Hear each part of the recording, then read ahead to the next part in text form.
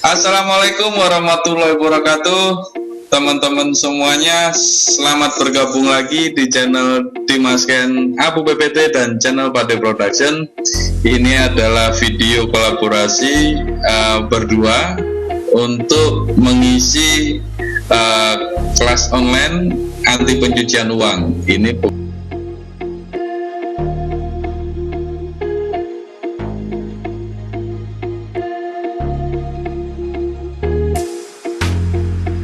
bukan berarti kita karena kelas terus serius, kita adalah santai, kita share ilmu dari narasumber kita Pak Dimas Ken agar kita semua bisa paham apa itu pencucian uang, apa itu tindak pidana pendanaan terorisme, agar kita semua terhindar dan tidak melakukan kejahatan tersebut. Telah hadir bersama kita Pak Dimas Ken. Assalamualaikum Pak. Waalaikumsalam warahmatullahi wabarakatuh. Pak De, apa kabar? Masih alhamdulillah sehat Pak. Kondisi seperti ini yang penting kita sehat. Pak Dimas, sebenarnya saya pengen ketemu langsung loh sama Bapak ini biar kita bisa ngobrol langsung, tapi pandemi seperti ini kita pakai onlinean nggak apa-apa ya Pak ya? Nggak apa-apa De, nanti sampai situasi sudah kondusif ya. Siap. Semoga teman-teman juga bisa memaklumi bahwa kita belajarnya jauh-jauhan nih Pak Dimas di tempat Pak Dimas, saya di tempat Pak Dimas, dan teman-teman yang nonton pun nggak tahu di mana nih Pak Dimas. Jadi ini benar-benar dunia maya kita belajar. Tapi moga-moga walaupun kita tidak berdekatan satu sama lain, saya berjauhan dengan narasumber penonton juga tidak tahu semua. Moga-moga apa yang disampaikan ini message-nya bisa nyampe ke teman-teman semuanya, terutama ke saya bisa banyak belajar. Pak Dimas, pertemuan sebelumnya kita membahas apa sih itu pihak pelapor gitu. Ini saya review ulang ya Pak Dimas. Pihak pelapor adalah perorangan atau korporasi yang mempunyai tanggung jawab untuk membuat pelaporan kepada PPATK. Kemarin ada 3 kelompok bisnis. Kalau zaman sekarang kan klaster ya Pak terkenalnya. Kalau ini 3 bisnis: PJK, penyedia jasa keuangan, kemudian PPJ, penyedia barang dan jasa, dan satu lagi adalah profesi. Masing-masing pihak pelapor ini mempunyai regulator, karena namanya usaha kan harus ada yang mengawasi. Nah, regulator atau pengawas ini juga memberikan pengawasan atas kebijakan anti pencucian uang, kan gitu ya Pak Dimas ya, kalau saya nggak salah mendengarkan kesimpulan kemarin Pak Dimas ya. Betul Pak De, betul sekali.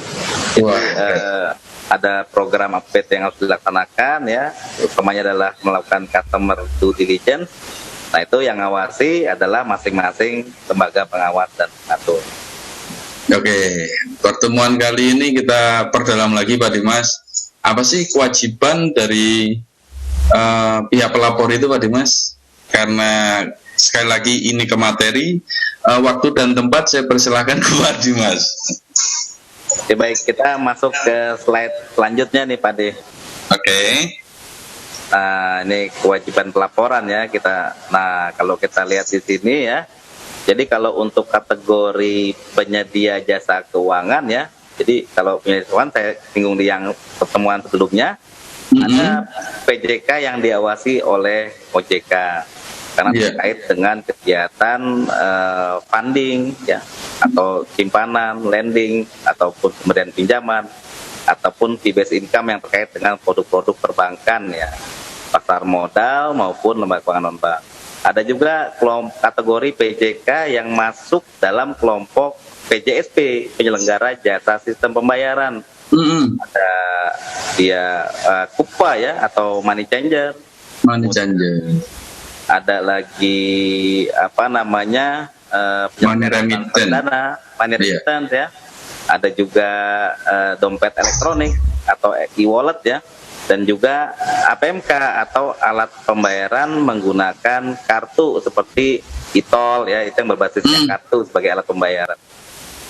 Nah, ini semua mereka ada kewajiban Pak De, kewajiban untuk melaporkan 3 jenis laporan tergantung dari skup bisnisnya. Ada laporan transaksi keuangan mencurigakan yang pertama, kemudian ada laporan transaksi keuangan tunai atau LTKT, dan laporan transfer dana dari luar negeri dan ke luar atau negeri. kita bilang sebagai LTKL. Nah, ini semua diatur di pasal 23 ayat 1 Undang-Undang Nomor 8 tahun 2010. Oke. Jenis-jenis laporan dari PJK menurut Undang-Undang 3 ini ya Pak ya? Betul. Wah, ini.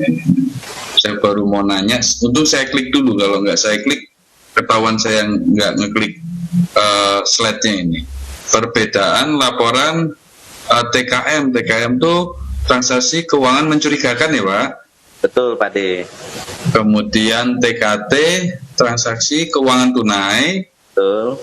Yang satu lagi yang coklat, LTKL, laporan transaksi transfer dana keluar dan ke dalam negeri. Betul. Ini maksudnya bagaimana ya Pak Dimas ya, yang kolom-kolom bawahnya ini? Jadi memang ada perbedaan jenis laporan ya, dan ini memang ada standar internasional walaupun ada karakteristik khusus untuk masing-masing laporannya. Seperti misalnya laporan transaksi keuangan mencurigakan. Nah, dia kan laporan yang dilakukan bisa secara proaktif, bisa secara reaktif oleh pihak pelapor nih.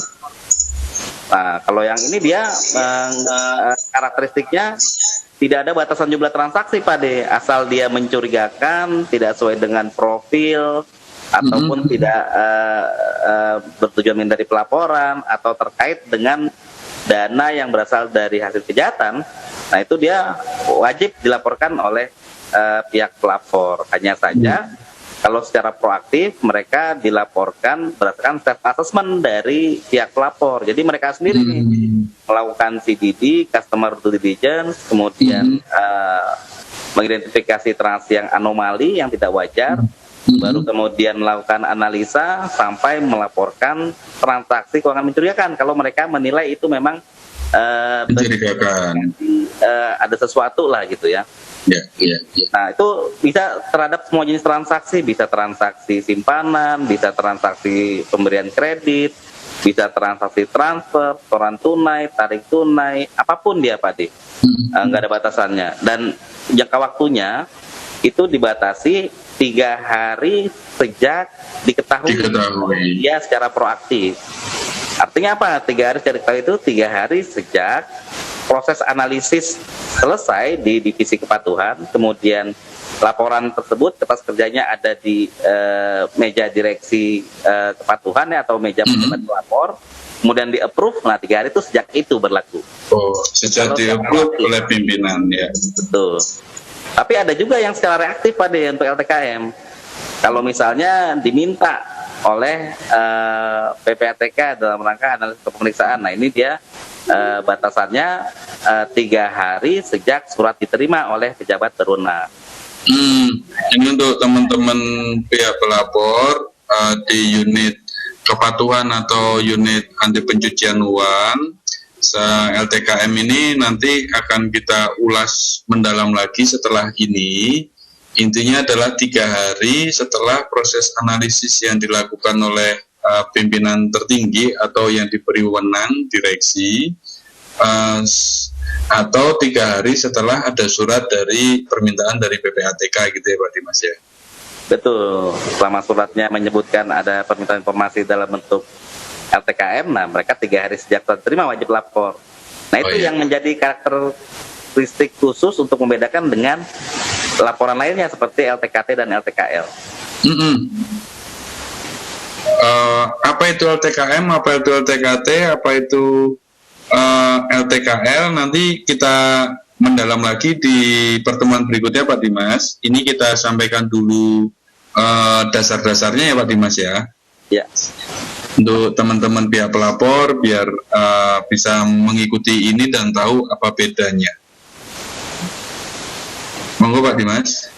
Baik, kalau LTKT ini ada karakteristik yang berbeda karena ada batasan nominal dia, yaitu eh, hanya transaksi tunai saja dari karakter jenis transaksinya. Jadi transaksi tunai itu apa? Yaitu setor atau tarik tunai uang kartal ya, baik uang kertas atau uang logam, yang menggunakan apakah teller window ya, artinya transaksi depan teller, ataupun mesin ATM yang dipersamakan dengan teller ya. Nah itu selama dia 500 juta satu hari kerja wajib lapor. Jadi ada batasan jenis transaksi, ada batasan jumlahnya itu 500 juta per satu hari kerja, dan juga perbedaan lain dari batas pelaporan, yaitu based on transaction. Jadi sejak transaksi terjadi 14 hari kerja di luar hari libur dan tanggal merah. Misalnya saya Tyler, saya menerima orang melakukan nabung ya, setor 500 juta, atau pagi ini ketemu 300, sorenya ketemu 300, berarti kan 600 juta. Itu masuk ke LTKT ini ya Pak Dimas ya? Betul, masuk Pak Dimas. Pelaporannya adalah 14 hari kerja sejak transaksi ya, berarti Sabtu Minggu tidak dihitung ya Pak Dimas ya? Ya, Sabtu Minggu dan tanggal merah kalau ada hari libur juga nggak dihitung. Oh, merah tidak dihitung juga. Begitu juga kalau ada orang narik di teller saya gitu ya, saya menjadi kepala cabang, atau saya menjadi divisi kepatuhan di bank gitu misalnya, atau saya ditunjuk jadi divisi kepatuhan, berarti saya begitu mengetahui ada penarikan atau penyetoran 500 juta itu saya laporkan sebagai LTKT. Begitu juga dengan falas juga seperti itu berarti Pak ya, penukaran uang asing itu ya?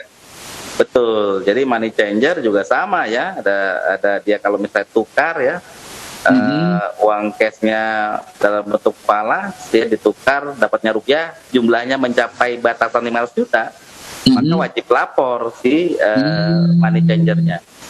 Money changernya, baik orang beli dolar atau jual dolar ya, beli dolar itu berarti dari rupiah menjadi dolar kalau nggak salah ya Pak Dimas ya? Betul. Atau menjual, nabung terus kita tukar ke rupiah pun itu kita sebagai money changer juga wajib membuat laporan itu ya Pak Dimas ya? Betul kan. Oke. Berarti nanti kalau saya punya rezeki bikin falas, saya harus siap-siap ini belajar LTKT juga nih Pak Dimas. Amin. Amin. Kemudian kalau teman-teman yang menyaksikan video ini ada hal yang pengen ditanya lebih mendalam, bisa menyampaikan di komen, atau mungkin ada bab apa yang pengen dibahas oleh kami berdua, nanti Pak Dimas yang akan menyampaikan materinya apa, bisa juga di komen atau di kontak person yang ada di kolom keterangan. Kita lanjut Pak Dimas ya, ada LTKL ya Pak Dimas ya? Betul, LTKL Pak De. Jadi kalau gimana Pak De? LTKL ini berarti bisnis ini kemungkinan dikerjakan oleh bank, atau ini tadi ya money remittance ya, pengiriman uang itu ya Pak Dimas ya?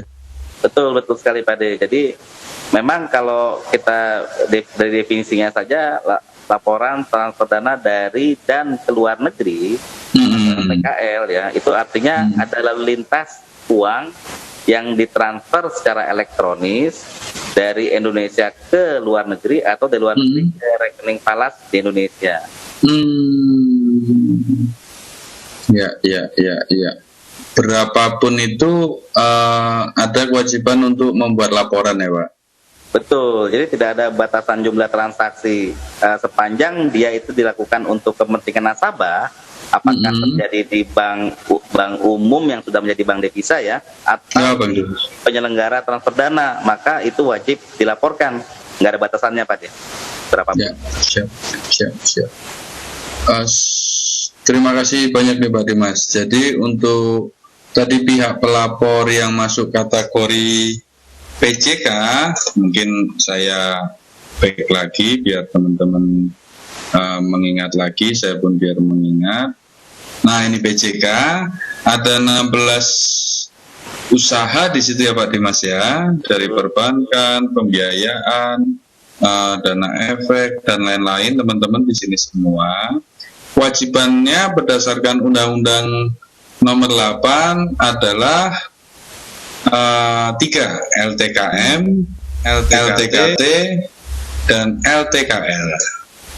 Untuk teman-teman semuanya yang bergerak di bisnis tersebut dan sudah mempunyai divisi kepatuhan atau divisi anti pencucian uang, nah ini bisa dilihat di sini. Atau teman-teman yang mau bekerja di usaha tersebut, mungkin teman-teman fresh graduated ini Pak Dimas yang nonton kita ya kan, atau yang baru lulus kuliah nih mau kerja terus mau di bagian divisi kepatuhan, nah inilah kepatuhan ke PPLTK.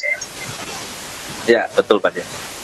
Nah ini yang tadi ya Pak Dimas ya. Ini definisinya. Jadi LTKT maupun LTKL ya. Kalau tadi kan transaksi keuangan mencurigakan, nanti mungkin ada segmen sendiri untuk membahasnya ya, karena nanti ada 8 jenis dia. 8 jenis kriteria LTKM dari berbagai aspek gitu ya. Nah kalau LTKT dia tadi sudah saya katakan bahwa ada LTKT dan LTKL ini ada kesamaan dia dibandingkan dengan LTKM. Kesamaannya apa? Kalau misalnya dilaporkan, kewajiban pelaporannya adalah terkait dengan jangka waktu 14 hari kerja sejak tanggal transaksi. Artinya itu adalah laporan based on transaction. Gitu. Kalau misalnya LTKM kan based on assessment dari sejak diketahui. Gitu. Kalau LTKT dan LTKL itu tidak ada tenggat waktu, dia begitu terjadi transaksi, kemudian kriteria masuk ke kriteria laporan, maka 14 hari kerja sejak itu harus dilaporkan atau ancamannya denda Pak D. Oh, sebentar, saya break sebentar. Ini LTKT Pak Dimas. Ini batas waktunya 14 hari. Betul. Kalau ini LTKT, LTKL, satu lagi ada LPUT Pak D. Ini yang teman-teman laporkan nih. Gitu. Singkatan dari apa ya Pak Dimas ya? LPUT artinya laporan pembawaan uang tunai. Kalau dulu namanya LPUTLB, cuma mungkin kepanjangan jadi LB-nya dihilangin. Ini yang bahasa kerennya CBCC itu ya Pak Dimas ya? CBCC, Cross Border Cash Carrying. Iya. Wajib membuat laporan. Oh, ya. Berarti Bea Cukai ini juga sebagai pihak pelapor sebenarnya ya? Betul Pak D. Jadi pelapornya cuma kan bukan dalam kategori bisnis keuangan ya, ataupun bisnis lainnya gitu ya. Tapi ini adalah bentuk dari pengawasan pembawaan uang tunai yang melewati batas-batas wilayah pabean, apakah melalui bandara ataupun pelabuhan, di mana kalau ada pembawaan uang tunai sejumlah 100 juta, baik dalam bentuk rupiah atau ekivalen menggunakan falas, ekivalen 100 juta rupiah, itu wajib declare di bandara atau pelabuhan Pak D, ke teman-teman P2 ya biasanya Pak D. Teman-teman yang mengawasi lalu lintas itu Pak Dimas. Jadi kalau tidak salah saya membaca buku tuh Pak Dimas. Jadi siapa yang bertugas itu yang punya kewenangan. Namun untuk pelaporannya ada PIC-nya ya Pak Dimas ya, karena pakai user ya. Ini baik ke luar negeri maupun masuk ke dalam negeri ya Pak Dimas? Betul Pak D, karena kalau misalnya nggak dilaporkan ya, ini semua negara menerapkan standar yang sama nih.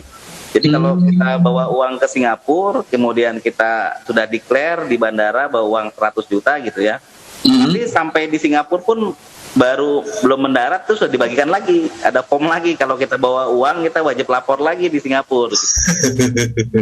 Standar semua negara memantau standar. Iya. Nah ada ancaman ada ancamannya juga. Oh, denda kalau dia tidak melaporkan gitu Pak Dimas. Betul. Kalau misalnya passenger kemudian pergi ke luar negeri di airport, dia nggak declare nih bawa uang 200 juta gitu ya. kemudian pada saat di lewat X-ray ketahuan oleh teman-teman petugas bea cukai ya. Nah itu dendanya 10% dari jumlah uang yang dilaporkan atau maksimal 300 juta rupiah. Oh, maksimal 300. Untuk teman-teman yang sering bepergian ke luar negeri, ini perlu diingat bahwa kalau akan membawa uang cash dalam rupiah atau bentuk lain atau surat berharga setara 100 juta rupiah, silakan mendatangi konter bea cukai untuk menyampaikan ya, menginformasikan agar mendapatkan izin, kan gitu ya Pak Dimas ya. Hanya izin itu aja kan Pak Dimas ya? Pak De, isi declaration form Pak De yang warna merah itu kalau di bandara. Kalau pas pulang ya? Menyebutkan pas mau berangkat ya dan pulang juga biasanya dibagikan oleh pramugari kalau di pesawat ya. Tapi kalau kita mau berangkat biasanya sebelum masuk ke area buat lintas batas di bandara itu kan ada pengecekan paspor tuh ya. Imigrasi ya betul, yang garis kuning itu ya.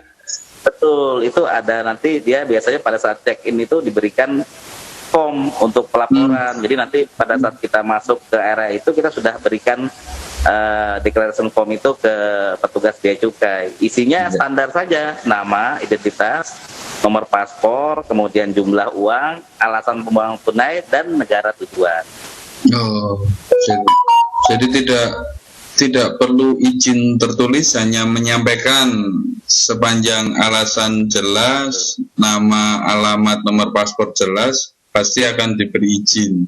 Tapi kalau kita tidak minta izin, kita dianggap lalai dan ada denda 10% dari total uang yang kita bawa. Misalnya kita membawa 200 juta, kita tidak lapor, berarti dendanya adalah 10%, berarti 20 juta.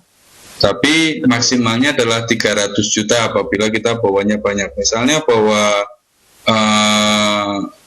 400M itu tetap dendanya 10 miliar. 10 miliar. Ya. 4M dendanya tetap hanya 300 juta karena maksimal 300 juta. Tapi daripada uang segitu hilang dan kita diproses, nanti mau berangkat ke luar negeri kita harus diproses bea cukai dulu, terus uang kita didenda, atau kita kurang jalan-jalan dari luar negeri kita ditahan, mendingan kita lapor saja, kan gitu ya Pak Dimas ya. Betul Pak De. Ada istilah kalau bersih kenapa harus risih kan gitu. Gitu kan.